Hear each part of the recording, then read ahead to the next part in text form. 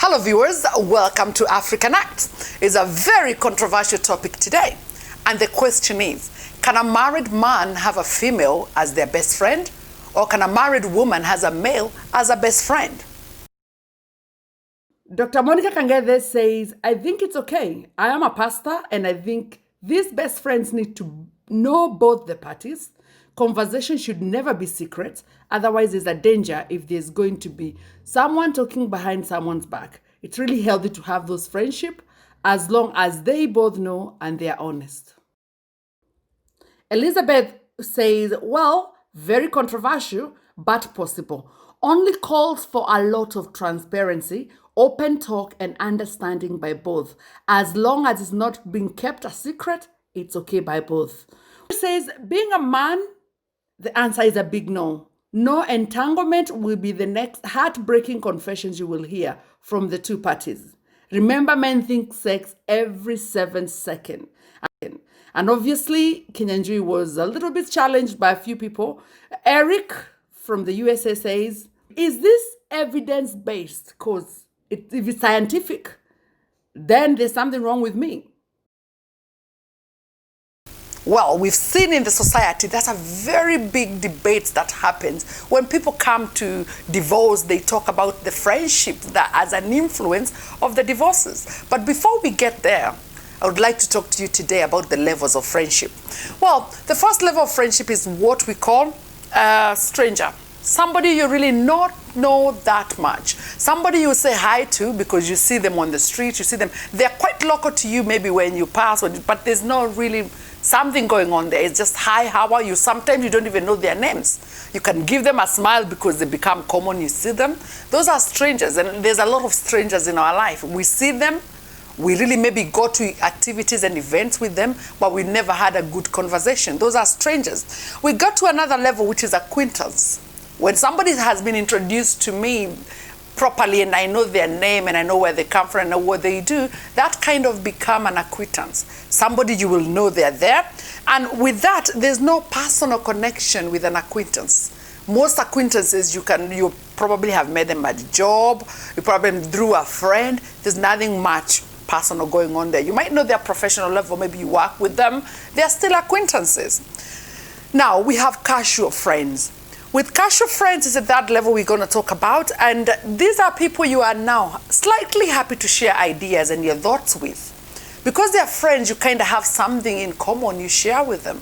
So with such a person, you're developing some kind of, trust, but it's not there yet. That's a casual friend. You could do a little bit of a laugh with a casual friend.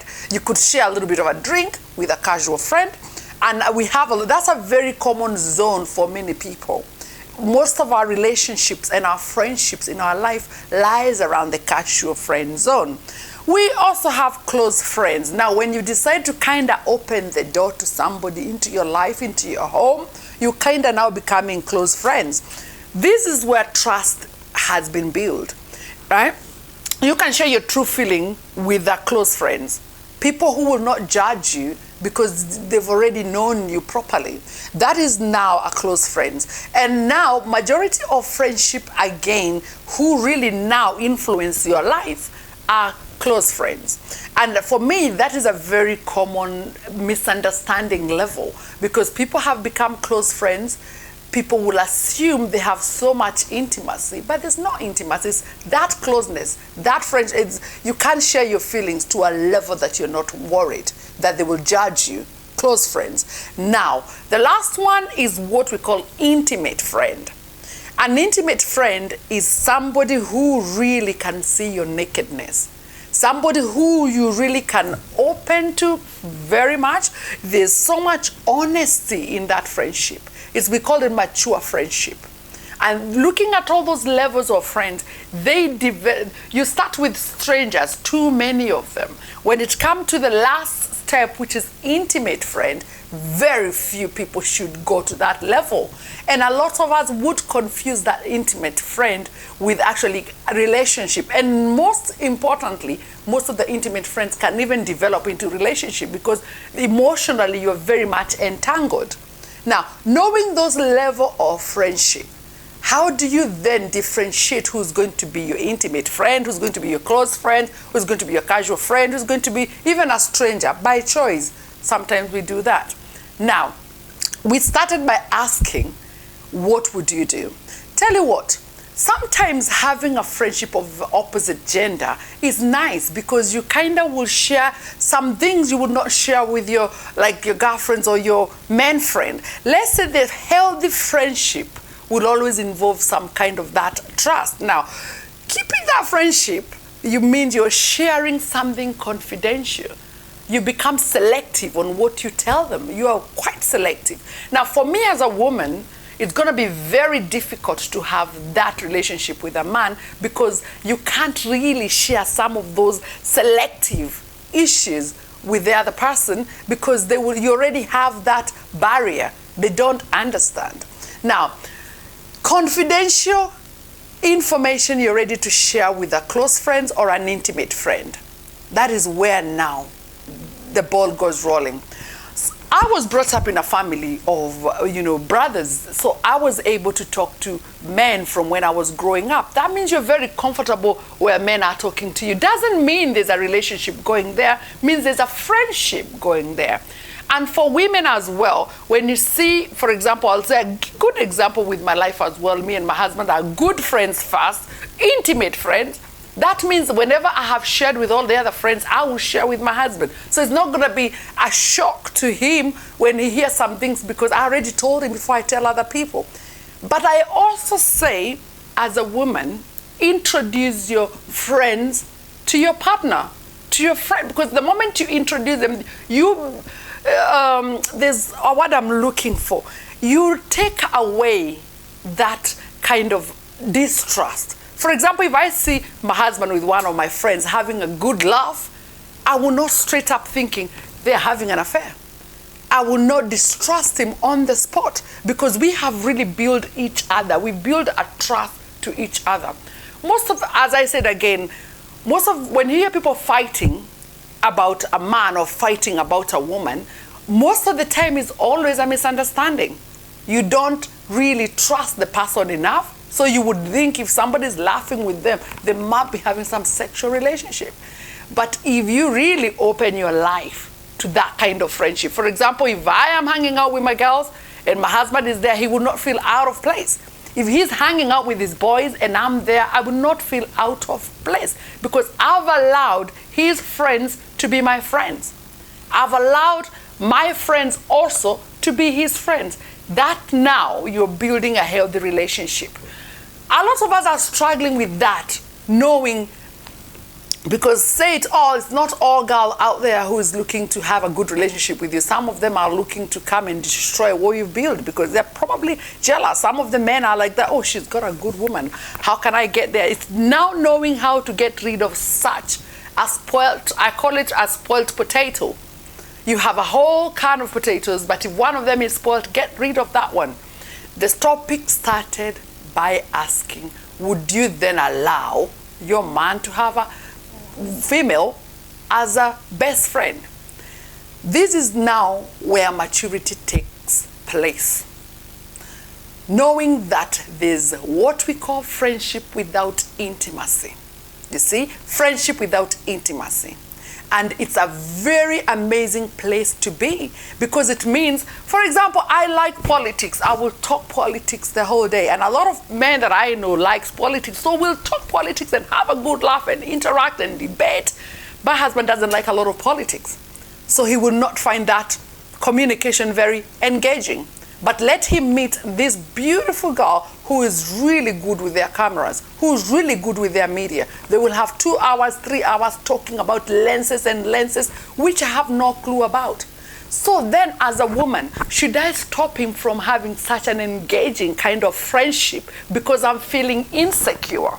Sometimes it's about knowing yourself better, knowing your man and your woman better, knowing their places they can't go. That trust, the moment you build it in your relationship, you will never worry who's smiling at your girl. You will never worry who's smiling at your man because I already trust enough, no matter how much, no matter how far I go, he's safe. He also trusts no matter where I go, I am safe. I have lost friends, you have lost friends that didn't trust you. And that's because they were not secure enough in themselves, secure enough in their relationship. They have not taken time to build a strong, trusting relationship. Because if they have, you would never feel the challenge of another woman laughing with your man, or another man laughing with your woman. Because you already know she is allowed to have that kind of friendship, or he is allowed to have that kind of friendship. It's a very controversial topic, because I know friends and families who have really destroyed their lives because of such misunderstanding. And later on in life, they realize, I was wrong. I misunderstood. My husband was smiling at somebody, was laughing at somebody, because it's natural. These are natural feelings. Where I work, if a man was to talk to me, I wouldn't assume straight up it's a sexual kind of talk. So why would you assume if it's on a level of community level, when somebody talks to me, it's a sexual approach? The moment you desexualize your mind, that means you're opening your mind to other kind of engagement and friendship that can build you even better. So to build our community to where we want to be, we need to start trusting each other in our friendships. Trust each other in our friendships. Know me well enough to know I will not go sleeping with your man, or my man will not go sleeping with a woman. That is knowing a very mature level of friendship. Many divorces could have been avoided if only the couple had allowed themselves to develop that relationship. I'm not saying there are those people who are not promiscuous. They are there, and they are really promiscuous, and those ones, you cut the link and walk away. There are people I've seen, and I know them, and I can see this one is proper flirting. And if you're coming around my man and you're flirting and flirting, then I'll cut the link. But I can't assume that everybody speaking to me is wanting an affair with me. You will not have a good life. You've actually sexualized your life. Sexual is one bit of your life. There's so many other arenas in your life that you can really share with the opposite sex. And like I started by talking about politics, started by talking about even like building families. Sometimes you get good advice when you open up issues to the other gender, because I could have misunderstood something, but the other gender will make me help and give me a different perspective.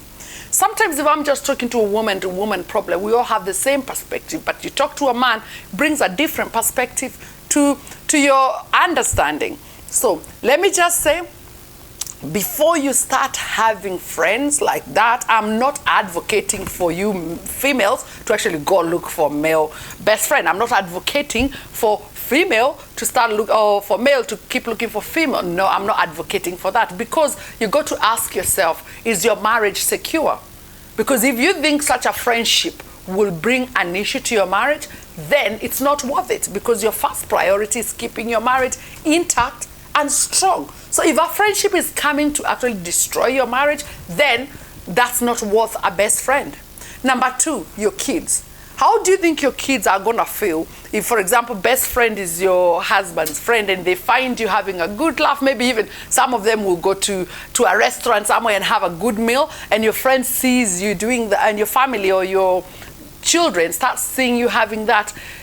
You already know there's nothing wrong going on, but they don't know. So you're starting to bring commotion in the family. So before you can agree, yes, I'm going to have a best friend who is a male or who is a female, you're going to think about what repercussion will it create in your relationship.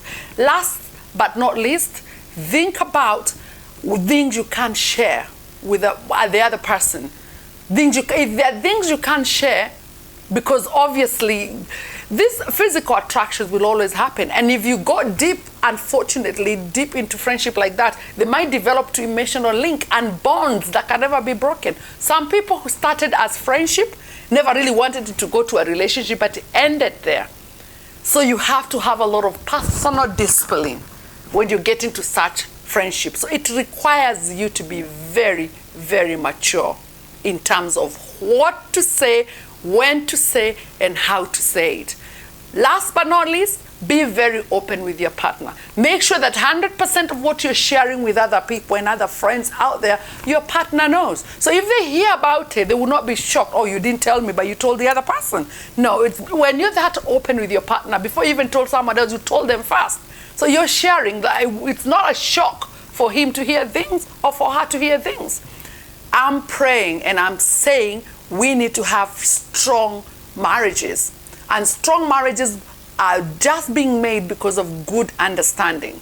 Let us not break our friendships because of that mistrust. So assume, for example, you're sitting there and you have a male friend, you're a woman. Don't feel bad about it. Just create boundaries and barriers of things you can't share, you can't share. You're sitting out there. You're a girl who's been really misunderstood because the moment you're talking to men, they think you're interested in them. And your friends keep thinking, she can't talk to my man because she's interested. If you're that girl who is misunderstood, always open to your girls and bring that conversation open. I'm a good friend, and that's where it ends.